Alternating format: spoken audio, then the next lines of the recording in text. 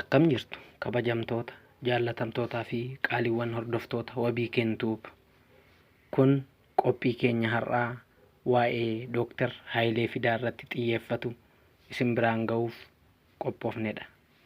Qophii kana qopheessuun kan isin waliin turu ani wabii ol qabaati. Hanga xumuraatti akkana waliin turtan kabajaan isin gaafadha. Kabajamtootaaf jaallatamtoota hordoftoota chaanaalii kiyyaa, qophii kana akkuma dhaggeeffattaniin yuutuubii kiyya yookaan chaanaalii kiyya sabiskiraayib, laayik, sheer gochuun akkana cinaa dhaabattan kabajaan isin gaafadha. Qophiin kiyya har'aa kan irratti xiyyeeffatu gaaffiif deebii haati manaa Dooktar Hayilee Fidaa afaan Faransaayiin taasifte gara afaan Oromootti hiikuun isiniif dhiyeessu ta'a. Obsaan na waliin tura. Gaazexeessituu nagaan siifaa ta'u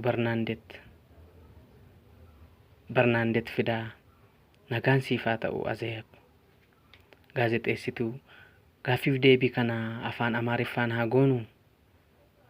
Barnaandet Fidaa, lakki Amaariffaa hin danda'u. Gaazexeessituu tole afaan Faransaayiin haa taasifnuuree. Barnaandet Fidaa, eeyyee isa wayya. Gaazexeessituu Hayilee waliin ijoollee horattaniittu. Barnaandet Fidaa, eeyyeen ijoollee 2 horanneerra, Saaraa fi Yoodit jedhamu. Gaazexeessituu tole isaanoo afaan Amaariffaa ni danda'u. Barnaandet Fidaa, lakki hin danda'ani. Inumaayyuu obboleettiin Hayilee Liilliin ijoollee kana afaan abbaa isaanii barsiisinaan jechaa turte. Kanaaf anis Oromiffas ta'e Amaariffa isaan barsiisuuf karoora qabaadhus waan ofii koo hin dandeenyeef otoo isaan hin barsiisin nan hafe. Gaazexeessituu tole Barnaandet maas siin jedhu moo Barnaandet Hayilee Fidaa siin jedhu? Barnaandet Fidaa, maatii keessatti kan inni waamamaa ture Barnaandet maas jedhameen. Akka seera Faransaayitti dubartiin tokko hanga heerumtutti maqaa maatii isheetiin waamamti. Erga heerumtee booda garuu maatii abbaa manaa isheetiin ni waamamti. Amma garuu kun dirqama ta'uun hafeera. Yoo barbaadde fedha yoo godhatte maatii abbaa manaa isheetiin erga heerumtee waamamuu ni dandeessi. Yoo fedhan qabdu ta'e garuu maqaa maatii isheetiin waamamuu itti fufti. Kanaafuu anis maqaa Itoophiyaa osoo hin qabaadhe baay'ee natti tola ture. Garuu kanan ittiin waamamu amma Barnaandet Hayilee Fidaa jedhamuun. Ijoolleen koos Saaraa Hayilee Fidaa, Yoodit Hayilee Fidaa jedhamuun waamamu.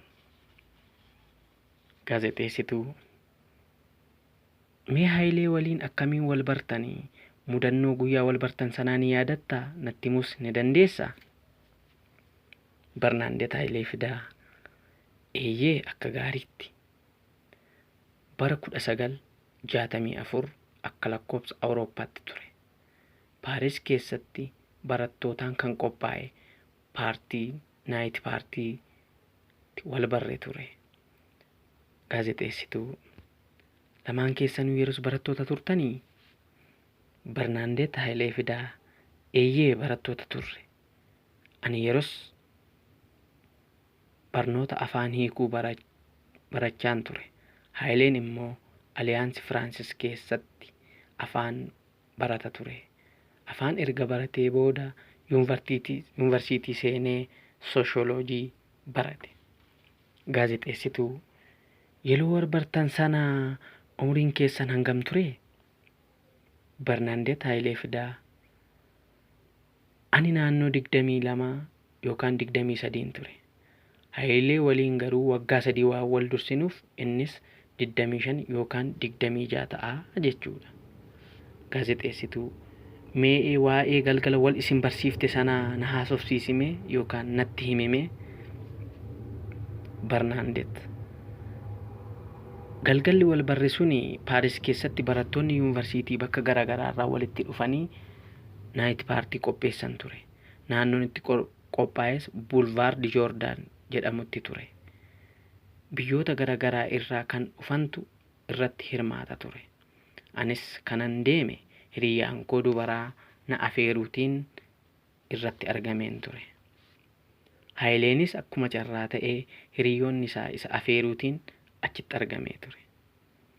Gaazexeessituu kanaafuu yeroo jalqabaaf wal bartan maal waliin jettan maal fa'aa haasoftanii? Barnaandet Fidaa xiqqoo erga kolfitee booda kan haasofne waa'ee siyaasaa ture. Waa'ee Itoophiyaa waan inni hin beekneef baay'een isa gaafadha. Innis siyaasa ture. Waa'ee sabaa, sablammootaa fi uummattoota biyya sanaa haasofna ture.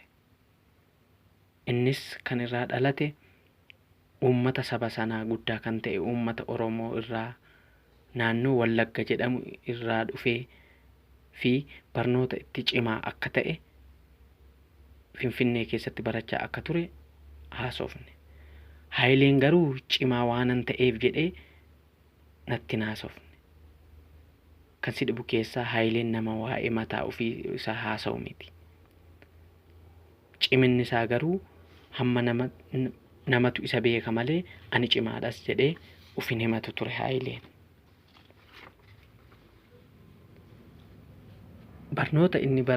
Mana barnootaa inni baratu keessaa lammiileen Kanaadaa barsiisota isaa turani. Isaanis akka inni astiroonoomii ta'uuf baay'ee isa gargaaru turani. Karaa sana iskoolaarshiippii argatee gara Faransaayii dhufe. Ana walii yeroo wal barre sanas astiroonoomii barachuuf qophaa'aa ture. Dursa garuu afaan barachuu waan isarra jiruuf afaan barachaa ture. Booda qalbiin isaa barnoota sooshooloojiitiin waan harkifameef sooshooloojii barachuu eegale. Wayitas sooshooloojii barachuu eegalu iskoolaarshiippiin isaa jalaa haqame. Kanaaf guyyaa hojjechaa ni barata ture. Gaazexeessituu Haayilee Fidaa Faransaay keessatti barnoota cinaatti hojii ni hojjeta jechuudha? Barnaandet Fidaa eeyyee iskoolaarshiippiin isaa waan jalaa haqameef hojjechaa barata ture.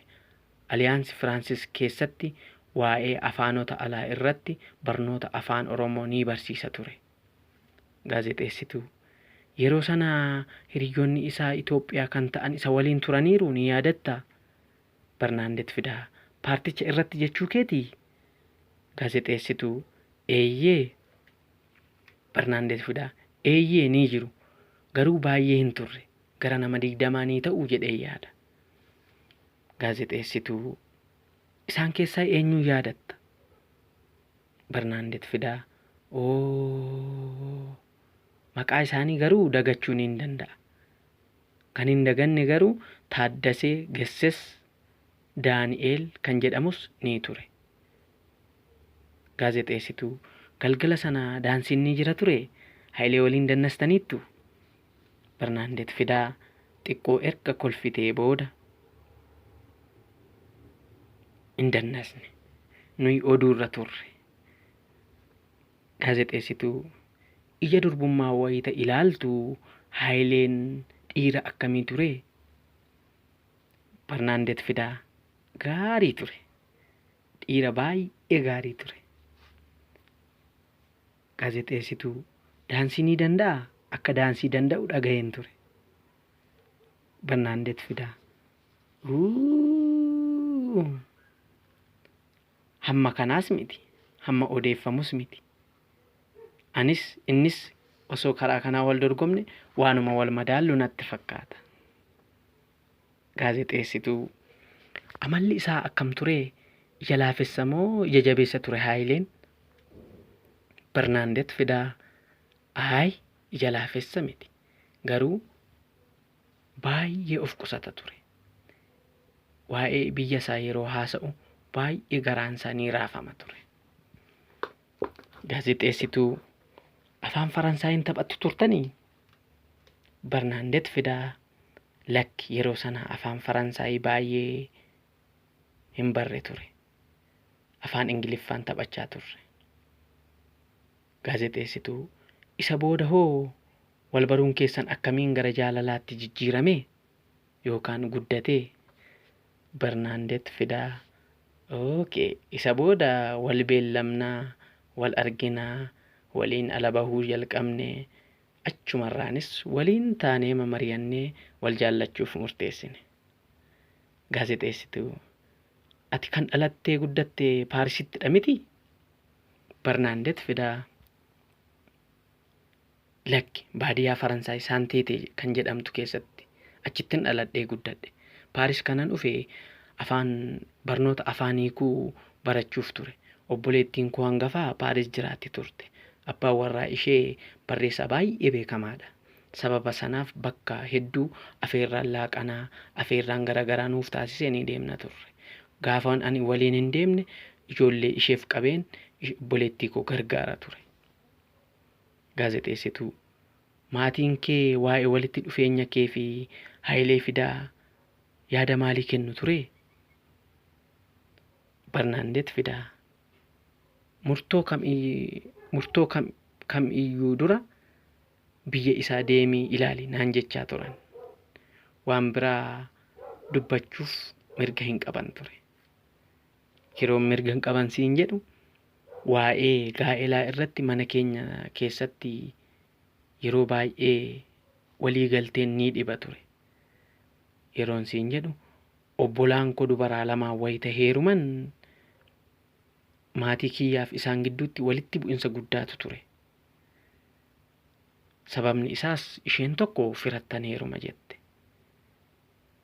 Isheen tokko immoo abbaan manaa ishee barreessaa baay'ee beekamaadha akkuman dura siin jedhe. Sababa sanarraa kan ka'e kan ishee tokko firatti heerumuun seeraanis seenaanis sirrii waan taaneef aniyyuu isheef hin eeyyamu ture. Maatiin koo haafuuti. Garuu ishee hangafa keenya abbaan manaa kee barreessaa baay'ee beekamaadha. Kanaafuu abbaa manaa gaarii siif hin ta'u jedhanii isatti hin heerumnu. Sin kenninu jechuun isaanii anaanis baay'ee na aarse. Sababa sanarraa kan ka'e mana keenya keessatti namni hedduun hin wal lola ture, hin wal oodaa, hin wal baqataa. Garuu xiqqoo ture immoo walitti deebi'aa nagaa walittiin dubbatan ture. Sababa sanarraa kan ka'e anis baay'een beekan ture. Umriin koo yeroo sana waggaa 15 ture. Kanaaf abbaa kiyyaatiin akkasan jedhe. Gaafan ani heerumu gorsa keessanis yaada keessanis waan tokkoyyuu isinirraa hin barbaadun jedheeni. Isuma sanaa kanaaf gaafan heerumu xumuree qofan isinitti man jedheen. Gaazexeessituu. Kanaafuu maatiin kee waa'ee Hayilee yeroo itti himtu homayyuu siin hin jenne? Barnaandeet Fidaa. Homayyuu naan hin jenne. Garuu osoo murtoo kamirrayyuu hin gahin biyya isaa deemiiti ilaalii naan jedhani. Gaazexeessituu. Yeroo Itoophiyaa deemtee maatii Hayilee bartee simannaan akkam ture? Baay'ee Barnaandeet Fidaa baay'ee gaarii ture. Sababni isaas Hayilee jechuun akkas ture. Anii fi abbaan koo waa'ee sababa siyaasaa irratti waliin gallu turre. Fakkeenyaaf Aljeeriyaan wayita sirna bittaa Faransaay jala turte ani Aljeeriyaan deeggara ture. Abbaan koo immoo bilisa ba'uu Aljeeriyaa baay'ee ni jibba ture. Sababa kanaaf abbaa kootti nan dallanaa walitti hin dubbannu ture. Kanaafuu Hayilee of eeggadhu. Abbaan koo sirna bittaa sana waan leellisuuf of eeggadhu jedheen itti hime. Hayileenis abbaan koo akka eegen taane. Gaafa wal baranii abbaa koo faana baay'ee walii galani. Inumaayyuu abbaan koo isa dur sirna bittaa sana leellisu Hayilee faana erga walitti dhufanii booda baay'ee Hayilee yaada isaa jijjiiree abbaan koos deebi'ee Hayileetiin akka gaariitti walii galani. Gaazexeessituu. Sababa halluu isaatiin rakkoon isarra ga'ee hin jiru? Barnaandeet Fidaa. Lakki. Gaazexeessituu. Jechuun koo yeroo sana akka ammaa miti waan ta'eef jechuu kooti. Barnaandeet. Dhuguma dubbachuuf yeroo sana namoota bifaan adda addaatu Paaris keessa ture. Kanaaf Haayileerra sababa halluu isaatiin wanti isarra ga'e hin dhageenyes hin beekus. Tarii bakka tokko tokkotti dinqisiifannaa isaaf qaban agarsiisu malee wanti bifa isaatiif jecha isarra ga'eeru hin argine ani. Gaazexeessituu gaa'ela keessan yeroo kam godhattanii cidhaa immoo akkasumaan godhattan ture. Bernaandet Fidaa gaa'ela keenya kan raawwanne bifa lamaan ture. Innis 1966 akka lakkoofsa Awurooppaatti ture. Bifa tokkoffaa bakka hiriyoonnii fi firoonni keenya argamanitti ture. Lammaffaa immoo mana amantiitti ture. Inni mana amantaa fedha maatii koo ture. Ani fedha sana hin qabun ture. Gaafan ani inni mana amantaatti hin godhadhu jedhee maatii kootti himu, Haayileen maatii kee hin mufachiisiin, waan isaan barbaadan akka barbaadanitti intala isaanii waan ta'eef seerumsiifachuu ni danda'u naan jedhe. Argitee Haayileen nama kamiyyuu mufachiisuu hin barbaadu. Nama isatti mufatus nama mufachiisus hin barbaadu jette. Kabajamtoota jaallatamtootaaf hordoftoota chaanaalii kiyyaa, qophiin kun kutaan lammaffaansaa itti fufaa. Kun qophii kutaa tokkoffaasaati. Qopheessuun kan isin waliin ture ani Wabii Olqabaati. Hanga kutaa lammaffaasaa wal arginutti nagaan naa turaa. yuutuubii kiyya laayik, sheer, sabskiraayib gochuun akkana cinaa dhaabbattan kabajaan isin gaafadha. Nagaan naa turaa.